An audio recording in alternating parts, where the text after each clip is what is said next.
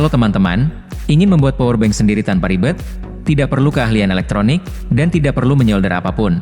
Cukup dua komponen saja, baterai 18650, dan casing powerbank. Casing ini bisa dibeli langsung di toko online, dan biasanya sudah dilengkapi dengan modul converter.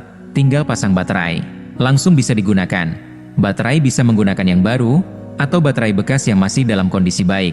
Kapasitas bisa disesuaikan, kecil, sedang, hingga sangat besar, semua memungkinkan.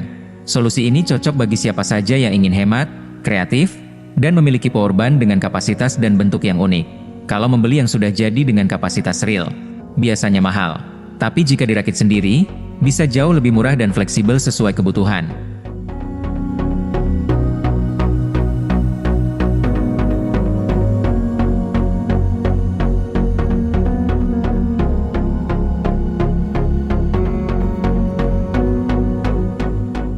Langkah pertama, pilih casing.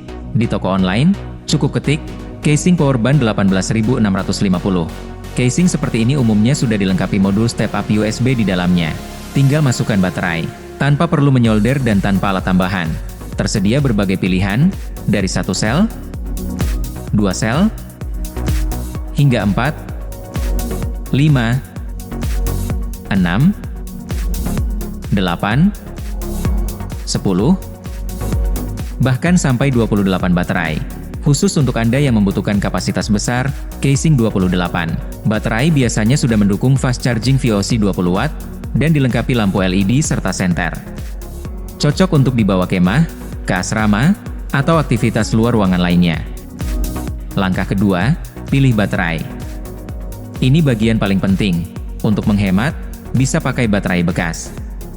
Tapi, pastikan kapasitasnya masih bagus, minimal 2000 hingga 3000 mAh ke atas. Idealnya, baterai sudah dites oleh penjual menggunakan alat seperti Litokala atau sejenisnya. Gunakan baterai dari merek terpercaya seperti Panasonic, LG, Samsung, atau Sanyo. Yang paling penting, semua baterai harus seimbang kapasitas dan tegangannya. Ini supaya lebih aman, dan daya tahannya juga lebih lama. Kalau beli baterai bekas, sebaiknya hubungi penjualnya dan minta baterai dengan kapasitas dan tegangan yang hampir sama. Langkah ketiga, pemasangan baterai. Berikut contoh pemasangan pada casing untuk 10 sel. Untuk casing lain, prinsipnya sama, jangan sampai salah polaritas. Biasanya di dalam casing sudah terdapat tanda positif dan negatif. Perhatikan arah polaritas baterai agar tidak terbalik. Pemasangan yang salah dapat menyebabkan panas berlebih atau terbakar. Setelah terpasang, isi penuh terlebih dahulu sebelum digunakan. Hal ini membantu kalibrasi awal dan memaksimalkan kapasitas. Berikut ini adalah estimasi daya powerbank sesuai jumlah dan kapasitas baterai yang digunakan. Perlu diperhatikan, efisiensi powerbank DAY umumnya hanya sekitar 80 hingga 90%. Artinya, hasil pengisian bisa sedikit lebih rendah dari kapasitas total baterai. Jika kapasitas baterai HP besar, misalnya 5000 mAh, maka jumlah pengisiannya akan lebih sedikit. Semakin banyak dan besar kapasitas baterai, semakin banyak pula perangkat yang dapat diisi ulang. Catatan penting, jangan gunakan baterai yang berkarat, bocor, atau terasa panas saat digunakan atau diisi daya. Jika baterai cepat panas atau tidak stabil, sebaiknya ganti dengan yang lain.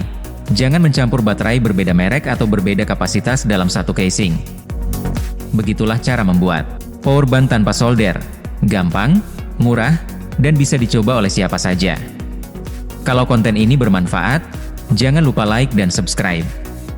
Sampai jumpa di video berikutnya, dan tetap semangat!